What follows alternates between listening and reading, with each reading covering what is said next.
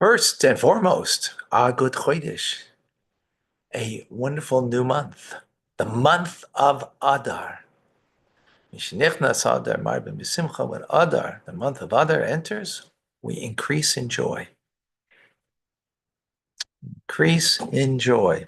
It's a month of the festive holiday of Purim,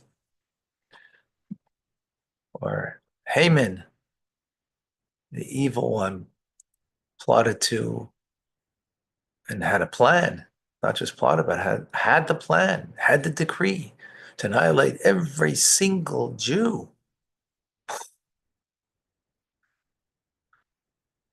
Story that took place 2,500 years ago. And thank God, we don't believe in miracles. We depend on them. At least we live miraculously. Yeah. So it's a time to celebrate, not just on Purim itself, which is 2 weeks today, by the way, but we got to celebrate um, the whole month, the whole month. And there's much to celebrate.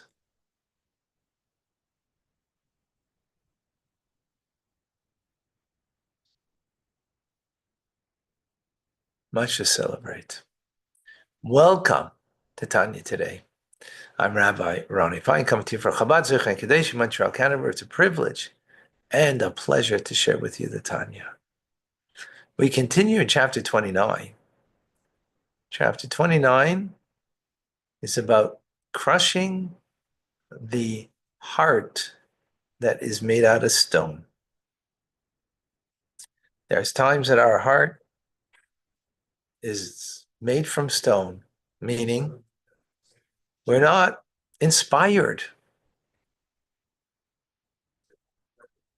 Life feels very dry.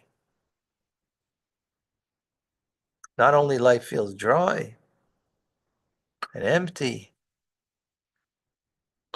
but even when I try to connect to Hashem in prayer, the passion is not the way it should be.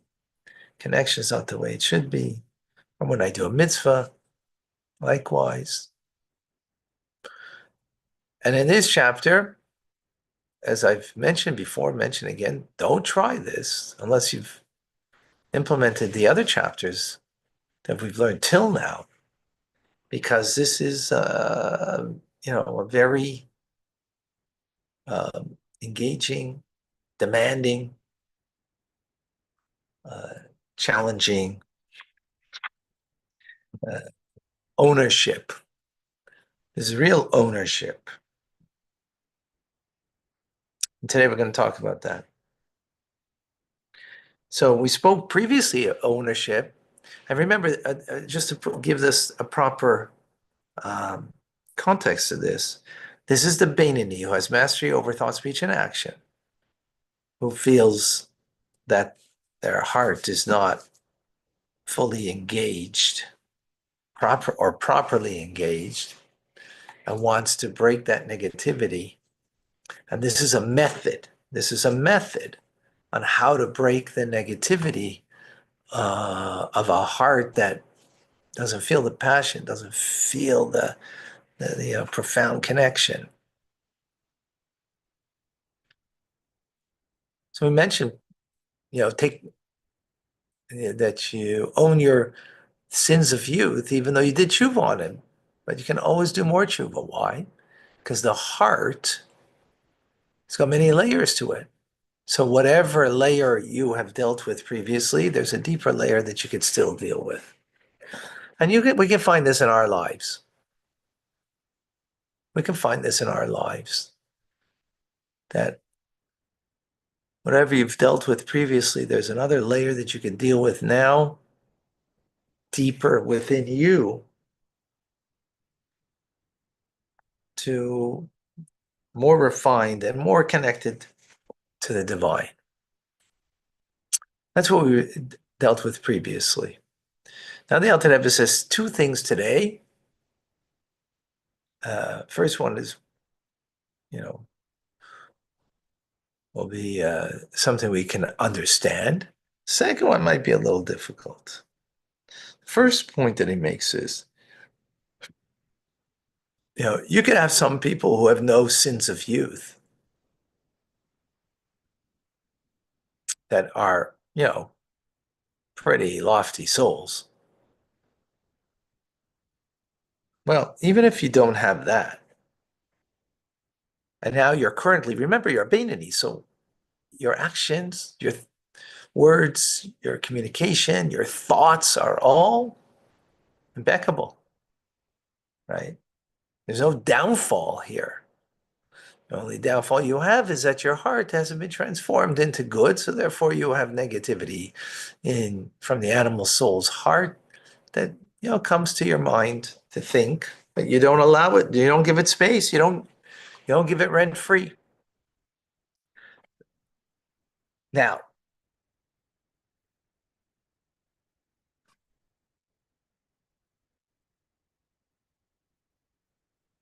the Zohar says an interesting phrase, Mara de Chujbena, which means master of accounts. Take full accountability for our lives.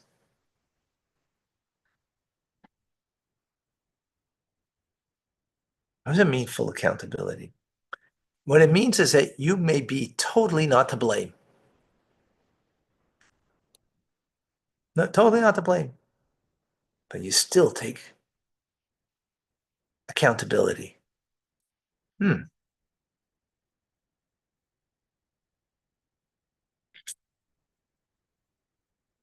still take accountability.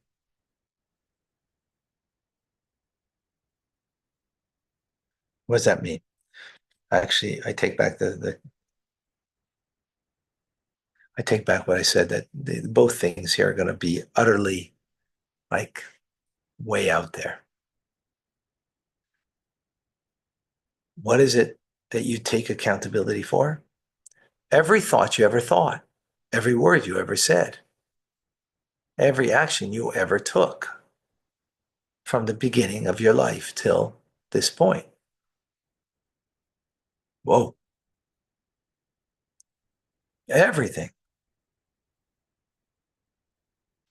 That if there was a thought that was not directed to God, if there were words that are not directed to God, or my actions, complete accountability.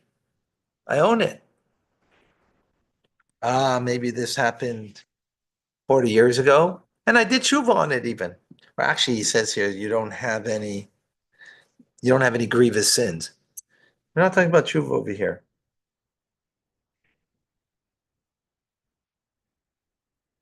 It's like saying to yourself, come on, everything in my life is really towards God?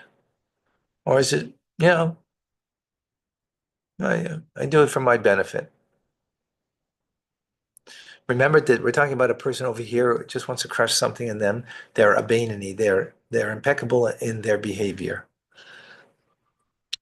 That's why I say don't try this, because we're not here. So you think about your entire life, that, am I really doing it for the sake all my whole life? That's taking responsibility for your life. That's an owner of your life. It's not, the ownership over here is not like, I'll tell you what ownership is. Famous story with the Rebbe Rashab. Famous story. He was at a conference of rabbis, and the czarist regime were trying to influence the Jewish school system to be in line with the values of Russia, of, the Tsar of Russia. Um, and they said, if they're not going to, um, there's going to be, if you're going to disobey, it's not going to be good for the Jews. So it was a um, very difficult challenge by this conference of rabbinic leaders. Great leaders came together how to deal with this. And the Rebbe Rashab was on fire. That it's, you got a serious nefesh, self-sacrifice. Yeah, because here they want to, manipulate Jewish education, but can't allow. Non-Jews can't tell Jewish people how to educate their kids, right? And, the Tsar of Russia wanted to manipulate this, control.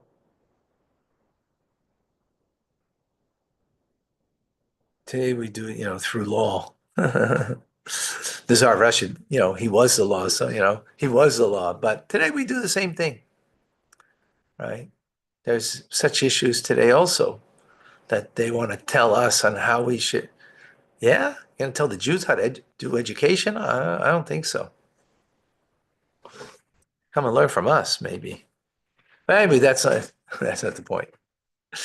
Um, so it didn't work out, though, according to the way that Rebbe Rashab, the fifth Rebbe, wanted. Shalom Dov Ber, passed away in 1920. Didn't work out in accordance to, right? And so he was alone in a room, and he was very disturbed, like what this will mean to Jewish education, which Jewish education is, what we're about and what the future is always about of the children. And he was crying. One of the other great prolific rabbis, came and said to him, Babich Rebbe, was weinst du? Rebbe, Babich Rebbe, why are you crying? You did everything you could. You tried everything. He says, true. Aber die Inner hat nicht aufgetan. But the matter at hand was not accomplished.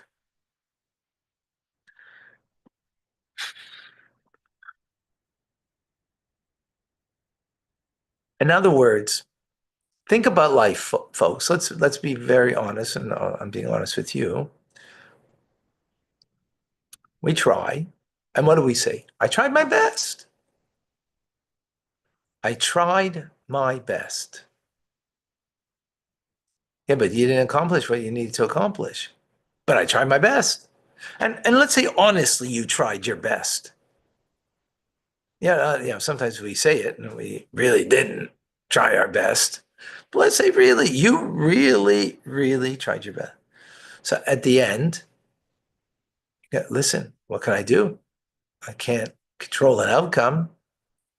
There's a truth to that. You can't control an outcome.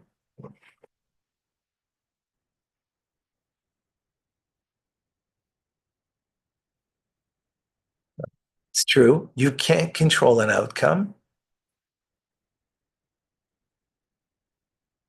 but that's not the point. It's about an attitude. The attitude of the Rebbe Rashab was that the matter at hand was the accomplishment, what was important. It wasn't about me and that I tried. This is a hard thing. There are ways we can accomplish that in our lives, this concept. Here, so it means, from the beginning of your life, all your thought, speech, and action. Well, that's a real, at least person, what we could take is sometimes when there's an issue at hand. So instead of saying, listen, I tried my best, I'm sorry I couldn't accomplish it. We do that. I do that. I do that. Just had it, you know. Sometimes just feel bad that you didn't accomplish you know. Rebbe Shabu's, he was crying because it wasn't accomplished. That's not an easy task. Why? Because that's real ownership, though. The other one is, I want to feel good about myself, so I did the best I could, and listen, I did. I tried. I tried. If it's real ownership, it's not like I tried. No such you tried. Got to accomplish. I'm just repeating this so I could drill this into me. Um, it's not that you tried. That's what it's about. Did you accomplish? If it comes to business, and you own a business, do you say to yourself, "Well, I tried"? You don't have to say that to someone else. Do you say it to yourself? Do you say that to yourself? I tried. When it comes to business, or it comes, I don't know, something that's really important. I don't know, like God forbid a loved one is sick, and you tried, and it didn't work. It didn't work. You didn't accomplish what you wanted to bring the health to this person, your loved one. So what, you're going to be comforted by the fact that you tried? Yeah, but I didn't accomplish the health that I wanted to bring to my loved one. That's ownership. This is what the Alter Rebbe is speaking. That's something that we could take in our lives. That concept, right? So it's not about blame, and that's important. It's not the blame game over here, right? When you point a finger to someone else, you're pointing three fingers back at you. You blame someone else, so really you're three times more to blame. If they're not talking about that, that's not at all the conversation here. The conversation is real ownership of my life. So there is nothing, no finger to point, not even at yourself. Not about pointing a finger. It's about, I didn't accomplish what I set out to accomplish. Or this wasn't accomplished that, needed to be accomplished. I tried my best. I really, that's in order that you should soothe yourself and not feel bad about yourself. But that's maybe missing the point. Maybe the point is take complete ownership. Again, the context over here, which is beyond us, but is, the Bani is taking ownership for every thought he ever thought in his life. Every word he said, every action, entire life. Whoa. Okay, we ain't going there, right? Not every word, not every thought, but at least something in our lives we could take such ownership.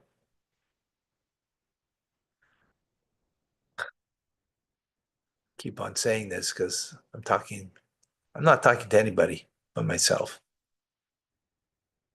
I'm not talking to anybody but myself. Our life is our business. Our business is our life. Complete ownership. That's the first point. Second point, he says, he even goes further. Not only just a thought, speech, and action. Right. Remember, the whole point over here is want to crush that negativity from within. So this is a method. This is a methodology. I just brought it a way that we could bring it in a personal way over here. Another thing that he says, another thing to prove that we need fixing. And this is now another way beyond your dreams. Now imagine we can't control our heart. They thought they could. Our dreams, for sure, we can't. Now, just parenthetically to say over here, but a tzaddik gets dreams. You know what that is? Hmm? Yeah, what's a dream for the righteous? What's a dream for the righteous? Come on. What do you think? It's God communicating with them. God's communicating with them. In dreams, God communicates in a way that when he's awake, there can't be on such a communication. In dreams, communicates. And that's one of the ways to the righteous, right? That's what a dream really is meant to be. The communication of God. By the way, where do we know that? How do you know that? I'm just talking off the top of my head. Joseph, he interpreted the dreams. Joseph had his own dreams. They're all real. He's righteous. His dreams came to fruition. Yes, his brothers didn't like them, but they were true. Then he is in jail and he interprets the dreams of the butler and of the baker. Thank you. Right? Well, how come? What is he doing? Because God is communicating in a dream. So the righteous, they get a communication that is clarity on a very high level, that God is communicating something to them. Hard dreams. We have crazy dreams. I don't remember most of my dreams, but the dreams I remember, they're nuts. They're crazy. Is that God communicating? Yeah, that I'm crazy.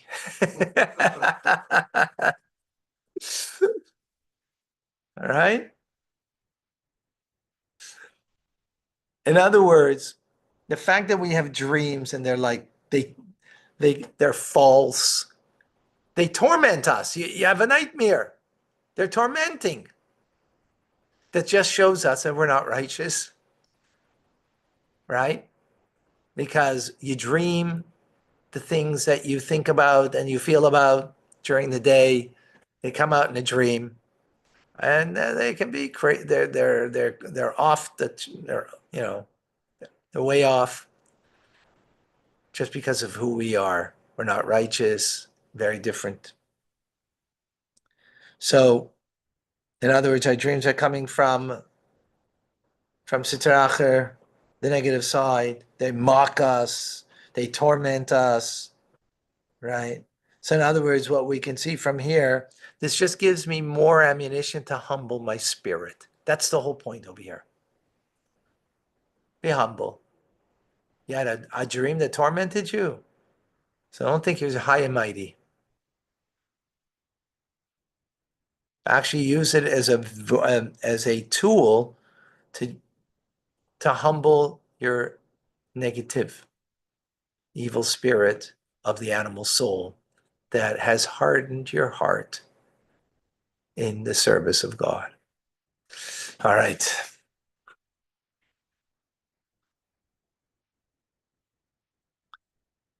This is like, whoa. Today,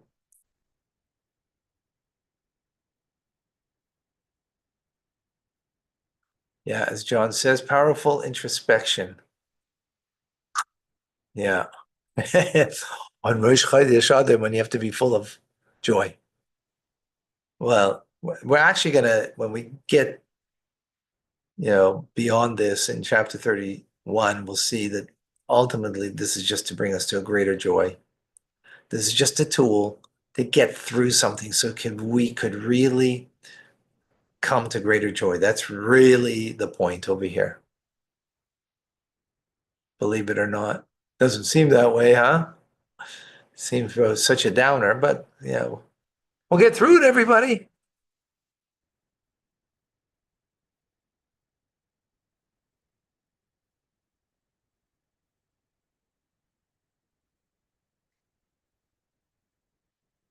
All right.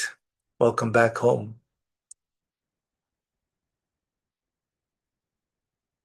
What about the people mock you for being Jewish and making anti-Semitic comments? Oh, let that roll off your back. Who cares what evil people say? Right? You know what they say. Sticks and stones will break my bones, but names will never hurt me. Someone called you whatever. I think that was from yes.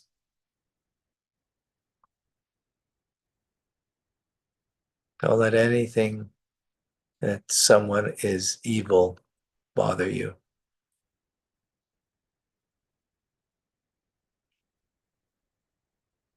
Blessings to a new home.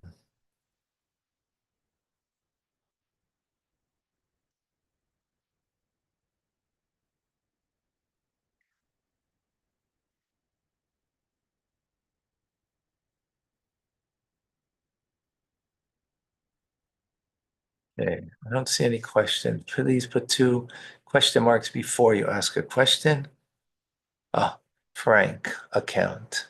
Oh, Frank account, that's today's class. Having a, right, owning your life is a Frank account. Are we really in control of anything? Yeah, our thought, speech, and action, that's what we should be in control. of. Even when we choose something, we are subject to many factors, and a complicated formula stands behind our choices. That's true. That's true. But so if you have a negative thought, Frank, let's be frank here, and you choose not to think it, to push away that negative thought, there might be a lot of factors behind that. But the bottom line is you pushed away that negative thought, right? Let's say you felt anger and you pushed away the anger and didn't let yourself think the angry thought. So there might be a lot of reasons, but the bottom line is one thing. You didn't think that angry thought. That's amazing. Nancy, what can we do to overcome negativity? Well, I think we're talking about that a bit here, or a lot, actually.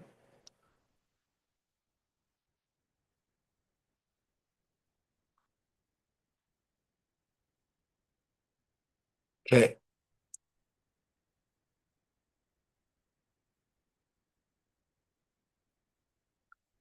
okay, amazing. Folks, amazing. You're all amazing. All amazing. Okay, guess what?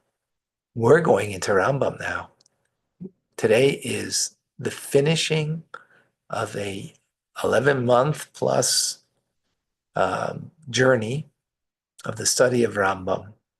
And today is a siyum, conclusion. Mazel tov to everybody. Come join us. That's our next class. I'm Rabbi Ronnie Fine, coming to you for Chabad Zuch and Kadesh Montreal, Canada. It's a privilege.